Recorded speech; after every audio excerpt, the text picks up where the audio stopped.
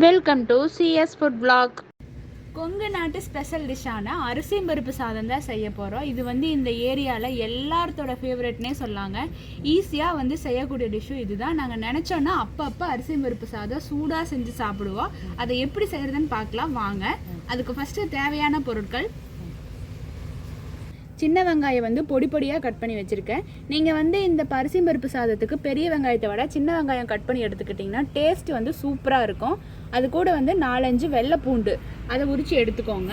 அப்படியே இஞ்சியை 1க்கு 2 தட்டி வச்சுக்கோங்க. நம்ம ஃபைன் பேஸ்ட்டாக அரைக்கணும்னு அவசியம் இல்லை, சும்மா தட்டி போட்டாலே டேஸ்ட் அல்டிமேட்டாக இருக்கும். அது கூட கருவேப்பிலை ஒரு 4-5 கைப்பிடியும், வரமிளகாயும் எடுத்துக்கலாம். நீங்கள் விருப்பப்பட்டீங்கன்னா பச்சை மிளகாய் சேர்த்துக்கலாம். அது கூடயே பொடி பொடியாக கட் பண்ணி வச்சுருக்க தக்காளியை எடுத்துக்கலாம். இப்போ வாங்க எப்படி செய்கிறதுன்னு பார்க்கலாம்.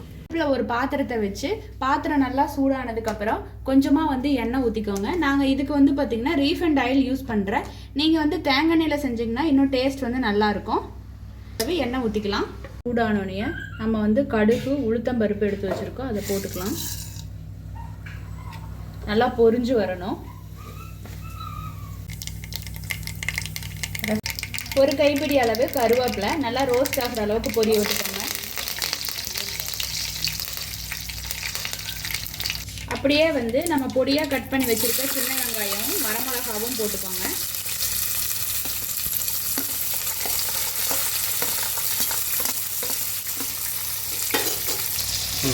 கண்ணாடி பதத்த அளவுக்கு நல்லா வணக்கி விட்டுக்கோங்க.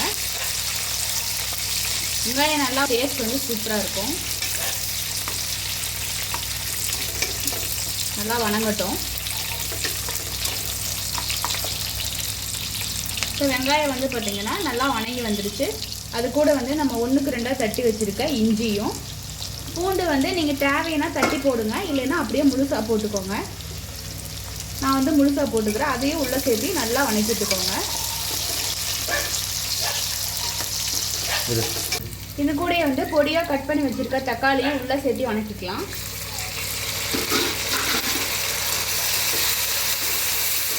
நம்ம இந்த ஸ்டேஜில் தண்ணி எதுவும் ஆட் பண்ண வேண்டாம். அந்த தக்காளியில் உள்ள தண்ணியே போதுமானது. அதுவே நல்லா வணங்கி வரணும். தேவையான அளவு 1 ஸ்பூன் மஞ்சள்தூள்,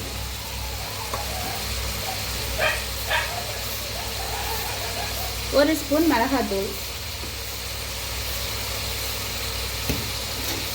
இல்லை ஆட் பண்ணி நல்லா வணக்கி விட்டுக்கோங்க. காரம் அதிகமாக சேர்க்க தேவையில்லை, ஏன்னா நம்ம வரமிளகாயே நிறையா சேர்த்துருக்கோம் இல்லையா, அதுவே நல்லா டேஸ்ட் கொடுக்கும். வேறு எந்த ஒரு இன்க்ரீடியன்ஸும் இதுக்கு தேவை கிடையாது. சிம்பிளான டிஷ். இந்த ஸ்டேஜில் தேவையான அளவு கல்லுப்பு ஆட் பண்ணிக்கலாம்.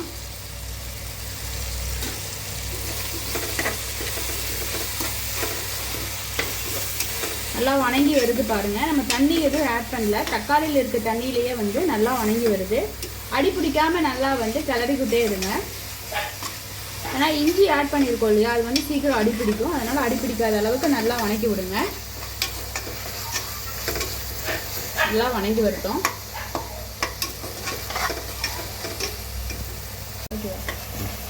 பாருங்க நல்லா வதங்கி வந்துடுச்சு. நம்ம தண்ணியெல்லாம் ஆட் பண்ணாமையே அந்த தக்காளியில் உள்ள தண்ணியிலேயே நல்லா மேஷ் ஆகி ஆயில் பிரிஞ்சு வர அளவுக்கு நல்லா வணங்கி வந்துடுச்சு. இந்த ஸ்டேஜில் பார்த்தீங்கன்னா நீங்கள் அரிசி எவ்வளோ ஊற வச்சுருக்கீங்களோ அதுக்கு அளவு தண்ணி ஆட் பண்ணிக்கோங்க. ஓகே, 1 கப் ரைஸுக்கு 1 கப் துவரம்பருப்பு ஊற வச்சு எடுத்துக்கோங்க. 2 ஈக்குவலாக தான் இருந்தால் தான் டேஸ்ட் நல்லாயிருக்கும். இதை நல்லா வடித்து எடுத்துக்கலாம்.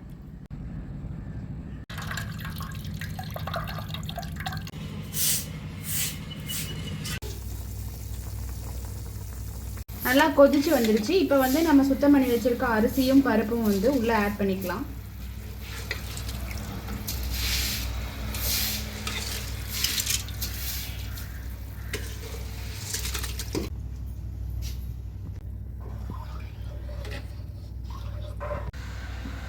குக்கரை மூடி வச்சுட்டு 3 விசில் வச்சு எடுத்தீங்கன்னா அரிசியும் பருப்பு சாதம் ரெடி.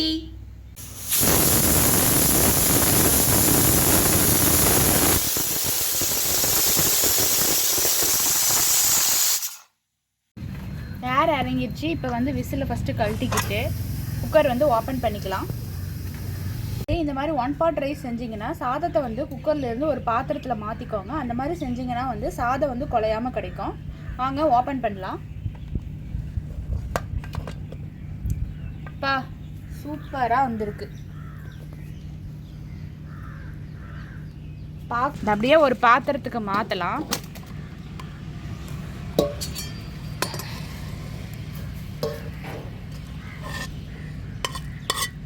நல்லா ஜூஸியாக வந்திருக்கு சாதம். பார்க்கும்போது எச்சி ஊறுது. இது வந்து ஒரு டைம் நல்லா உடச்சி விட்டிங்கன்னா போதும், குலையாமல் அப்படியே கிடைக்கும். ஃபைனலாக இதில் வந்து கொத்தமல்லி தழை ஆட் பண்ணி நெய் வச்சு சாப்பிட்டிங்கன்னா சாதம் அவ்வளோ சூப்பராக இருக்கும். ஈரோடு பீப்புள், கோயம்புத்தூர் பீப்புள், திருப்பூர் பீப்புளுக்குலாம் நல்லாவே தெரிஞ்சிருக்கும். ஈஸியாக செய்யக்கூடிய ரெசிபின்னு தெரிஞ்சிருக்கும். பேச்சுலர்ஸ்லாம் வந்து பார்த்திங்கன்னா ஜஸ்ட் ஒரு 20 மினிட்ஸ்லேயே வந்து செஞ்சுக்கலாம். ஃபில்லிங்காக இருக்கும். ஃபைனலாக ஒரு ஸ்பூன் நெய் ஆட் பண்ணி சாப்பிட்டு பாருங்கள், அவ்வளோ சூப்பராக இருக்கும். தேங்க்யூ.